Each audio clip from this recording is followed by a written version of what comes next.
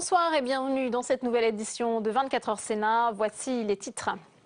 La réforme du droit d'asile est examinée au Sénat alors que le gouvernement vient d'annoncer son opposition à la mise en place de quotas au niveau européen pour l'accueil de réfugiés.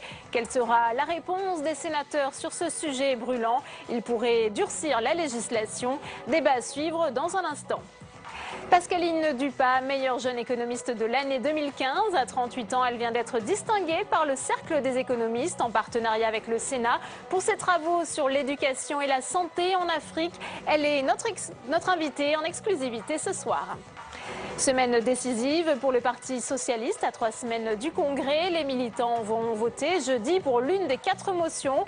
Ils ont le choix entre celles soutenues par le gouvernement, mais aussi celles déposées par les frondeurs et celle de la non-alignée Karine Berger qui espère frôler les 10%. Décryptage dans cette édition. Mais avant de développer tous ces titres, la relaxe pour les 2 policiers dans le drame de Clichy-sous-Bois. Le tribunal correctionnel de Rennes a décidé d'innocenter les policiers poursuivis dans cette affaire qui avait causé la vie à 2 jeunes garçons morts électrocutés dans un transformateur. Sandra Cerquera. La fin d'une bataille judiciaire qui dure depuis 10 ans, avec la relaxe définitive des policiers dans l'affaire Zied et Bouna. Le tribunal correctionnel de Rennes décide donc de suivre la décision du parquet. Écœurées, les familles espéraient une condamnation même symbolique. Je suis d'ici, je suis dégoûté, je suis tout ce que vous voulez. Les policiers sont intouchables, c'est pas que dans cette affaire. L'avocat des familles a annoncé leur intention de faire appel.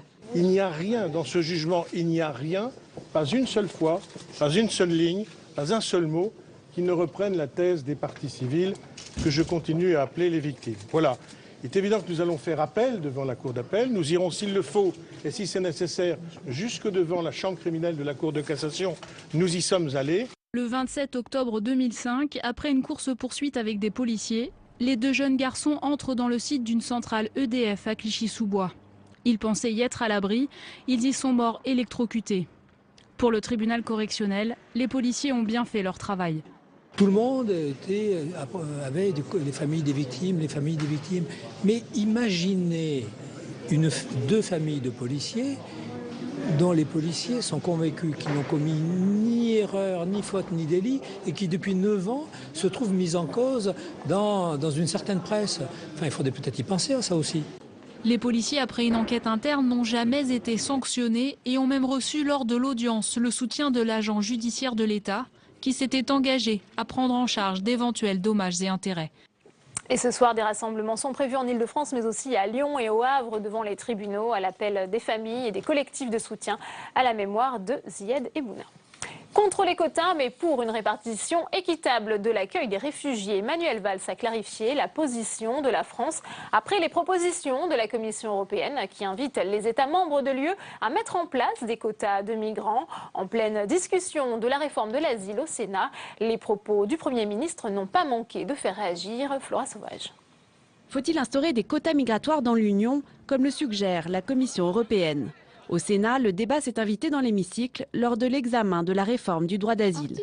Est-ce qu'on peut savoir clairement ce que sera ou ce qu'est la position de la France par rapport à la demande européenne?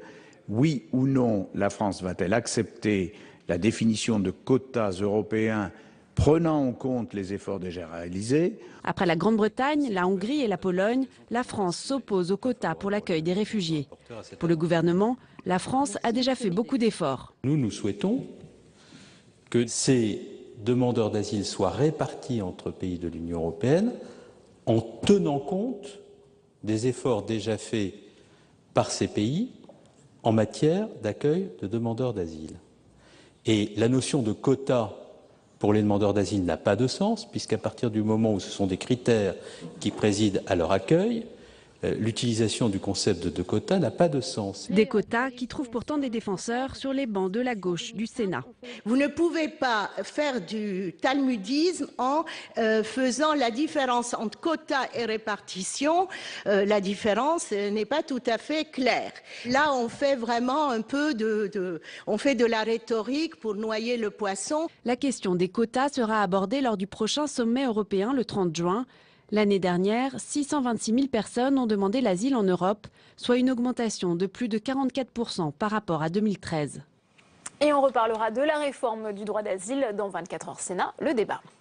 Nous vous en parlions la semaine dernière. Le Sénat a adopté une proposition de résolution qui modifie son règlement et ses méthodes de travail pour plus d'efficacité et de transparence. Et parmi les dispositions adoptées, un amendement concerne le statut des assistants parlementaires. Un premier pas vers plus de reconnaissance. Quentin Calmy.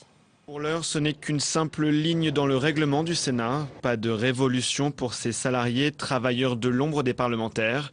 Plutôt une avancée symbolique. Concrètement, ce qui s'est passé mercredi dernier, c'est un premier pas, une étape, un symbole, mais un symbole important, un symbole nécessaire. Donc forcément, on le salue et on ne peut que appeler les autorités du Sénat à aller plus loin. Une première étape pour près de 1000 collaborateurs de sénateurs. C'est toute la difficulté du métier. À chaque renouvellement du Sénat, certains sont licenciés dans des conditions parfois abusives. Une problématique qui touche toutes les assemblées représentatives du pays. On a besoin aussi d'avoir une réflexion beaucoup plus globale qui est menée aussi à l'Assemblée nationale et au Parlement européen. Et je pense qu'il faudrait un de ces jours, le plus rapidement possible, tendre vers une uniformisation du statut finalement de collaborateur parlementaire. Depuis 2003, un syndicat rassemble une partie des collaborateurs parlementaires. Son objectif, travailler à une convention collective pour cette profession pas comme les autres. Une énorme frustration de gens qui sont extrêmement motivés, qui sont passionnés par leur travail dans un secteur d'activité très particulier puisque c'est le secteur politique et qui sont dévoués, loyaux, compétents.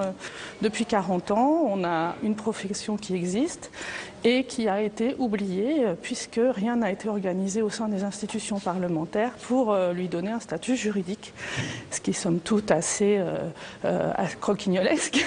Remédier à cette absence de législation, pas facile, même dans l'un des lieux où s'écrit la loi et le code du travail. 24 heures Sénat, tout de suite l'invité.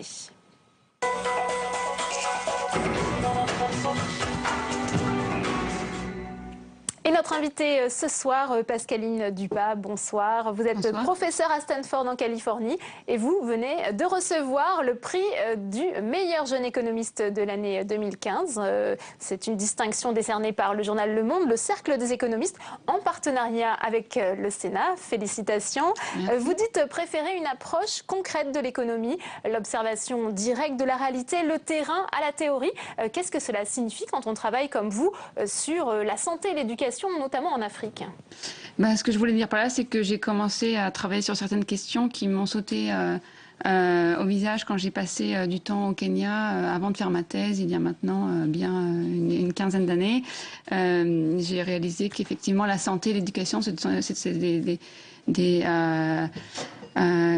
domaines où il y avait encore des très très gros problèmes dans la plupart des pays d'Afrique. Et ce sont deux choses que je considère comme des droits, d'avoir une bonne santé et une bonne éducation, et qui sont aussi très importants en termes de production pour être productif. Et donc j'ai voulu m'attaquer à ces problèmes. Donc j'ai regardé par exemple des choses qui étaient évidentes, les enfants qui meurent de la malaria, qu'est-ce qu'on peut faire là-dessus?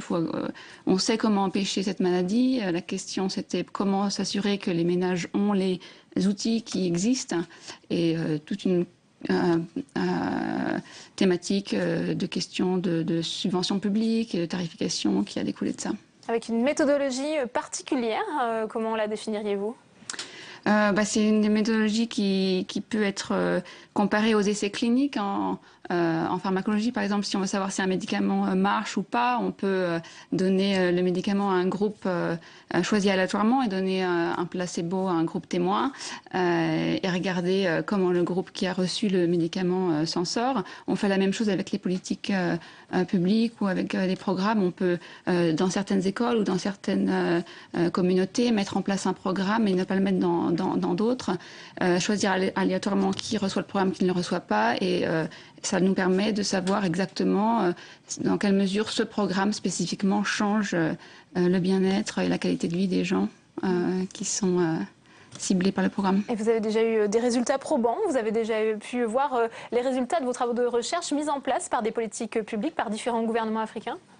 Oui, c'est toujours un petit peu délicat de savoir si on doit vraiment prendre tout comment dire, le crédit pour les changements, mais c'est vrai que c'est souvent le cas que la Banque mondiale, par exemple, ou l'UNICEF reprend dans leur rapport les travaux de recherche que l'on fait. Et ça, ce sont des documents qui sont lus beaucoup plus que nos articles académiques qui sont publiés dans des revues plus spécifiques. Donc souvent, quand les rapports comme ça, qui sont bien lus, reprennent nos travaux, ils permettent aux dirigeants politiques de faire des choix plus informés. On sait que vous travaillez avec Esther Duflo, qui avait été une des lauréates également de ce prix du meilleur jeune économiste. C'était en 2004. Vous travaillez avec elle pour son laboratoire d'action contre la pauvreté au MIT. Que représente pour vous cette récompense et qu'attendez-vous de ce prix ? C'est un grand honneur d'avoir reçu ce prix. La liste des lauréats est très impressionnante, donc je suis très fière d'en faire partie. Et je suis aussi très contente que le développement ait été très bien représenté. Le palmarès cette année inclut 3 nominés, dont 2, Luc Béagle et Olivier Barguin, qui ont aussi un intérêt dans les questions de développement. Donc ça me fait très plaisir parce que je pense que ce sont des thématiques et des questions très importantes. Quand je lis la presse française, des fois je me dis que les Français passent trop de temps à penser à leurs propres soucis et ne se rendent pas compte de la chance qu'ils ont d'avoir des conditions de vie qui sont quand même extrêmement favorables pour la plupart. Et donc c'est bien qu'une fois de temps en temps, les Français soient rappelés à l'ordre et au fait que tout le monde n'a pas cette chance. On sait que justement Esther Duflo conseille Barack Obama pour le développement. Est-ce que vous avez la même ambition qu'elle? Est-ce que vous aimeriez justement que vos travaux servent à conseiller des gouvernements? Oui, Esther a le privilège de le faire de façon explicite. Quand on fait des travaux de recherche, on a toujours l'ambition d'améliorer la condition humaine, donc de l'ambition que nos travaux soient utiles, même si on n'a pas directement accès aux dirigeants politiques. Et j'ai l'intention de continuer de travailler dur et d'aider les dirigeants à faire des meilleurs choix. Merci beaucoup Pascaline Dupas d'avoir été notre invitée ce soir. Je vous remercie à vous. Voilà pour cet entretien enregistré il y a 1 heure. En plein débat sur la réforme de l'école et du collège, Jacques Grosperrin, sénateur UMP du Doubs, a annoncé sa démission du Conseil supérieur des programmes. Il dénonce le fonctionnement dogmatique, voire idéologique de ce conseil. En bref, le parquet de Nantes a annoncé avoir fait appel à des jugements rendus la semaine dernière par le tribunal de grande instance de la ville qui lui ordonnait l'inscription à l'état civil de 3 enfants nés par gestation pour autrui à l'étranger. C'est jeudi que les adhérents du Parti socialiste doivent voter sur l'une des 4 motions, dont celle du gouvernement et des frondeurs, avant le congrès du PS qui se tiendra du 5 au 7 juin à Poitiers. Présentation des forces en présence avec Mounir Sossi. 4 motions pour un congrès incertain. Le courant favori, porté par Jean-Christophe Cambadélis et soutenu par le gouvernement de Manuel Valls ainsi que Martine Aubry, a toutes les chances d'arriver en tête, la maire de Lille Serralier, pour éviter un psychodrame. Nous ne voulons pas une nouvelle crise avec l'exécutif, mais tourner la page des crises et en étant encore plus efficace et plus juste. Christian Paul et les frondeurs ont leur propre vision de la justice sociale. Les accrochages sur la ligne économique du gouvernement ont perturbé la législature et brouillé le message de la gauche. Ce congrès est l'occasion de faire le point sur leur influence dans le parti pour peser sur les futures orientations. Une approche conflictuelle refusée par la motion de Karine Berger. La députée se positionne en non aligné. La motion La Fabrique, elle propose de faire la synthèse. C'est-à-dire qu'on est vraiment le point où devrait se rencontrer tout le monde dans le parti. Parce que nous, ce qu'on dit, c'est 2 choses. La première, c'est que le Parti socialiste a besoin de tout le monde. De Manuel Valls à Gérard Filoche, il faut rassembler tout le monde. Il faut de la synthèse, c'est notre proposition de motion. Et puis la deuxième chose, c'est qu'il faut qu'un congrès, ça soit utile aux militants. Ils pourront se retrouver dans une motion dite de terrain. Elle réclame plus de diversité dans le parti et qu'ils se rapprochent de la société. La base militante ne se sent pas représentée dans sa sociologie au sein des instances du Parti socialiste. Ça reste encore un parti d'apparatchiks, d'élus, et malheureusement, les militants ne sentent pas... l'image ne colle pas aux militants. Jeudi, les adhérents sont appelés aux urnes. Le premier secrétaire s'attend à ce que 80 000 votants se déplacent sur les 130 000 que compte le Parti socialiste. L'affaire Kerviel relancée par les révélations de Mediapart avec la diffusion sur son site du témoignage d'une policière chargée de l'enquête sur les pertes de la Société Générale. Selon elle, les dirigeants de la banque étaient au courant des agissements du trader. Mediapart s'appuie notamment sur le témoignage d'un ancien salarié. Et cette information de dernière minute, Jérôme Kerviel a saisi la commission de révision pour faire annuler sa condamnation. 24 heures Sénat, tout de suite le débat.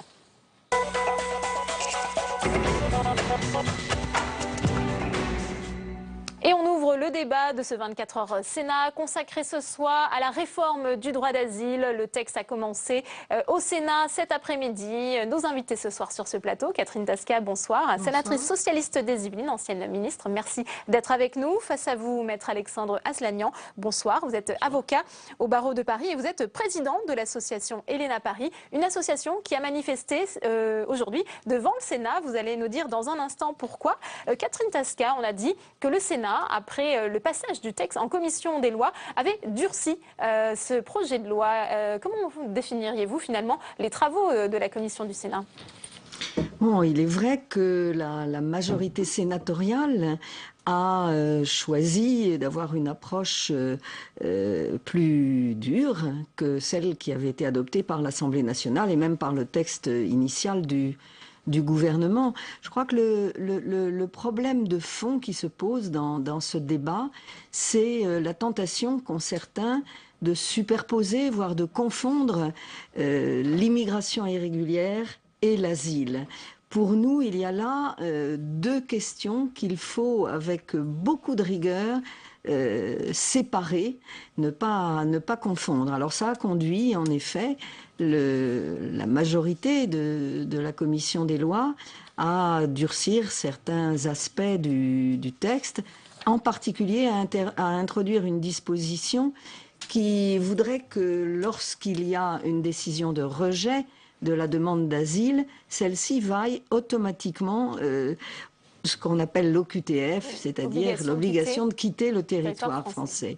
Voilà, c'est vraiment le point dur entre majorité et opposition ici sur ce texte. Pour le reste, je pense qu'il y a tout de même des points d'accord importants sur les progrès réalisés par ce projet de loi, en particulier en ce qui concerne les conditions d'instruction de la demande d'asile, mais aussi en ce qui concerne le statut du demandeur d'asile dans la période que nous souhaitons beaucoup voir sensiblement raccourcie, où il est admis à présenter sa demande d'asile et où, in fine, il aura la réponse. Le texte apporte un certain nombre d'aménagements positifs et dans l'intérêt du demandeur d'asile, en particulier l'instruction à l'OFPRA, qui est l'office chargé d'instruire en premier, avant même qu'il y ait d'éventuels recours, d'instruire la demande d'asile.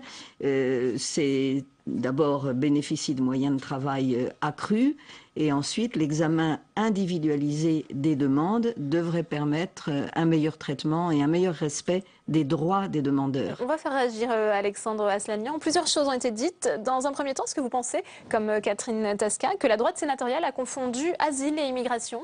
Oui, je pense que ce projet de loi, en filigrane, il a une préoccupation indiscutable, qui est de faire en sorte de raccourcir les délais d'instruction des demandes, tant devant l'OFPRA que devant la Cour nationale du droit d'asile, dans l'idée qu'il ne faut pas que les personnes déboutées de ce droit d'asile puissent pérenniser leur résidence en France.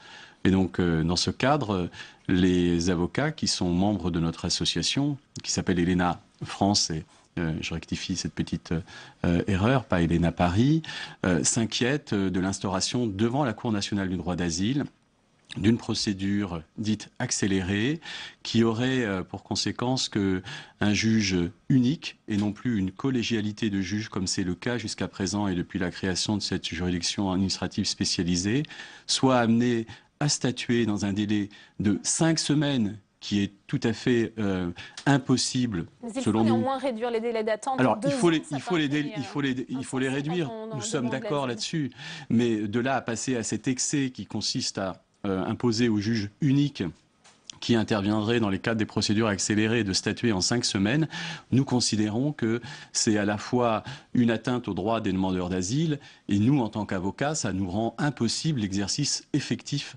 de la mission d'assistance qui est la nôtre. Catherine Tasca, vous entendez les inquiétudes des avocats qui ont manifesté notamment aujourd'hui devant le Sénat ? Nous les avons entendus, bien sûr. Le texte fait une avancée importante en acceptant la présence d'un tiers aux côtés du demandeur d'asile lorsqu'il a son entretien à l'OFPRA. Et ce tiers peut évidemment être un avocat si c'est le choix du demandeur d'asile. Donc celui-ci n'est plus seul et il peut être guidé par un avocat ou par une association compétente lorsqu'il a cet entretien qui est décisif pour la suite de la procédure. En ce qui concerne les conditions de la procédure accélérée, qui n'est pas très différente de la procédure prioritaire qui existait auparavant, oui, l'objectif, c'est effectivement de raccourcir les délais. Je pense que cela n'est pas forcément négatif pour le demandeur d'asile, parce que aujourd'hui, le fait que les procédures, et ça depuis des années, traînent vraiment en longueur, ça pose certes la question du maintien sur le territoire de personnes en situation de fait irrégulière, mais ça pose aussi le problème je dirais, de l'état de droit. Il faut pouvoir proposer aux demandeurs d'asile qu'ils s'inscrivent dans un état de droit le plus rapidement possible. C'est donc aussi l'intérêt du demandeur d'asile que nous allions beaucoup plus vite dans l'examen de sa demande et dans l'éventuelle acceptation ou rejet. Alexandre Asselineau, vous entendez les arguments développés Oui, je par les Catherine entends. Tasca ? Et encore une fois, les avocats ne sont pas par principe hostiles à une réduction de l'instruction des demandes d'asile, que ce soit au stade de l'OFPRA ou de la Cour nationale du droit d'asile. Le propos est de dire que 5 semaines, c'est une exagération. J'en veux pour preuve que, notamment, le défenseur des droits, M. Jacques Toubon, préconise que le délai soit de 3 mois. Donc entre 5 semaines, 3 mois, vous voyez bien qu'il y a un grand écart. Mais ce système est à bout de souffle, il faut le réformer. Voilà, c'est un projet de loi qui apporte une réforme en profondeur et qui suppose en effet des efforts et des changements de méthode de la part de tous les acteurs de la chaîne d'examen et d'accompagnement des demandeurs d'asile. Alors c'est vrai que l'effort demandé tant à l'OFPRA qu'à la CNDA, à la Cour nationale donc qui peut intervenir en appel derrière la décision de l'OFPRA, ce sont des efforts considérables. Mais s'il n'y avait pas affirmation de cette volonté d'aller beaucoup plus vite, avec en même temps une égale attention aux droits du demandeur, quelle que soit la procédure choisie, que ce soit la procédure normale ou la procédure accélérée. S'il n'y avait pas affirmation de cette exigence d'aller beaucoup plus vite que ce ne fut le cas dans les années passées, eh bien, il est à craindre que rien ne se passerait. Moi, je pense qu'un dialogue s'établira entre aussi bien l'OFPRA et la CNDA que les avocats qui ont pour spécialité d'accompagner sur notre territoire les demandeurs d'asile. Mais le souci du gouvernement, comme le souci des sénateurs qui soutiennent ce projet du gouvernement, c'est qu'avec cette rationalisation de la procédure, les droits des demandeurs soient strictement respectés, que 2, les délais soient effectivement raccourcis, et qu'en conséquence, il y ait une véritable acceptabilité dans l'opinion de ce droit d'asile qui est, on le sait, discuté, on l'a vu encore ces derniers jours, et qui peut se trouver remis en cause parce que les procédures ne sont pas satisfaisantes. On nous dit aussi que 95% des déboutés restent en France. Alors, que se passe-t-il pour ces personnes, Maître Asselineau ? Pour ces personnes, ils font souvent l'objet d'obligations à quitter le territoire, comme Mme Tasca en a fait mention. Mais beaucoup d'entre eux saisissent... C'est un rapport de la Cour des comptes révélé récemment. Non, ce n'est pas un rapport de la Cour des comptes, c'est un pré-rapport. Un pré-rapport. Un rapport provisoire qui a trouvé une publicité extraordinaire parce qu'il a fuité, ce qui est quand même difficilement acceptable. Donc je crois que le 1% est discuté et contesté.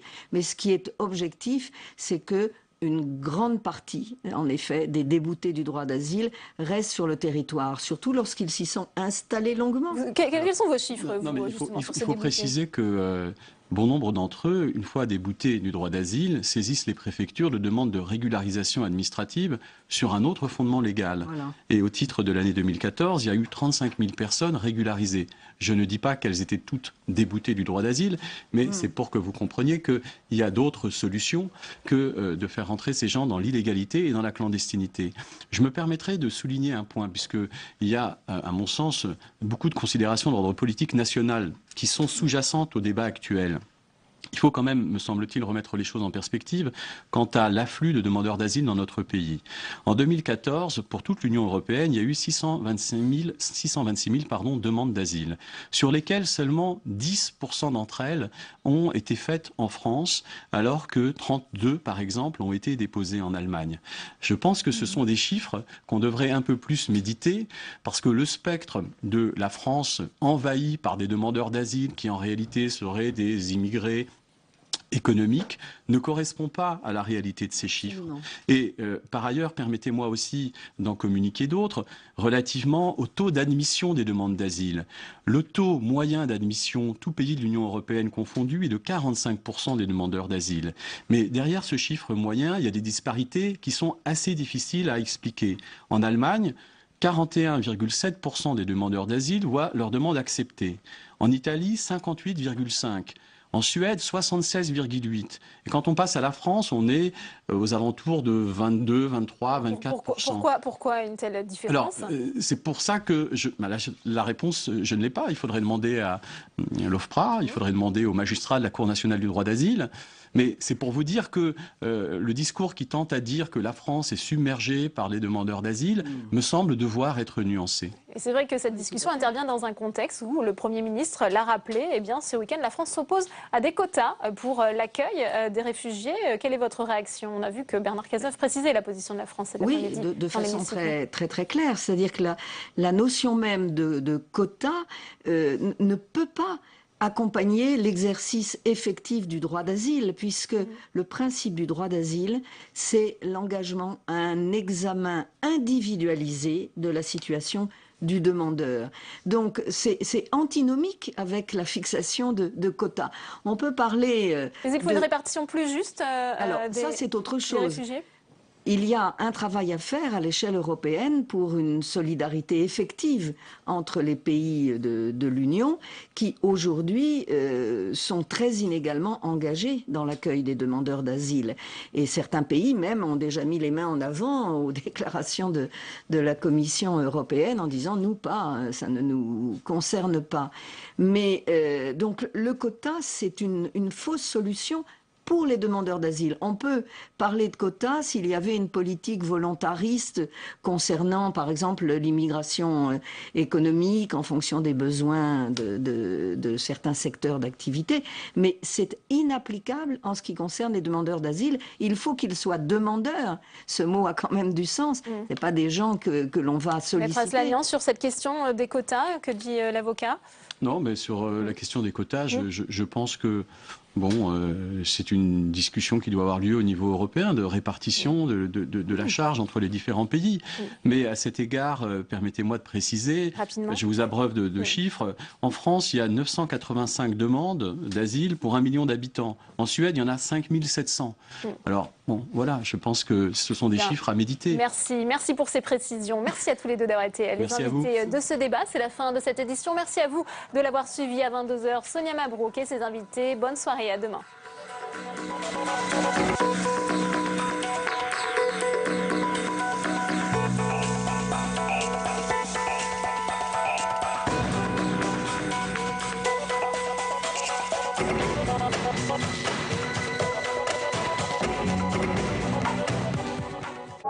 Ce soir sur Public Sénat. À 22h, le journal présenté par Sonia Mabrouk. À 22h30, le documentaire Le monde merveilleux du GPS. Avec le GPS, la géolocalisation est entrée dans nos vies. Retour sur une technologie qui a longtemps été l'apanage de la NASA avant que les Européens ne décident de se payer leur indépendance satellitaire. Bonne soirée sur Public Sénat. Alors, quand vous vous rasez le matin, là, vous pouvez penser à autre chose qu'au ministère de l'Intérieur. Est-ce qu'il vous arrive à ce moment-là de penser à l'élection présidentielle? Pas simplement quand je me rase. Quels ont été les changements que les réseaux sociaux, les chaînes d'information en continu ont induits dans la communication politique? Cette semaine, pour les 15 ans de Public Sénat, nous déshabillons en tout bien, tout honneur ces 15 années charnières qui ont marqué la com. Déshabillons-les, mercredi à 22h45 sur Public Sénat.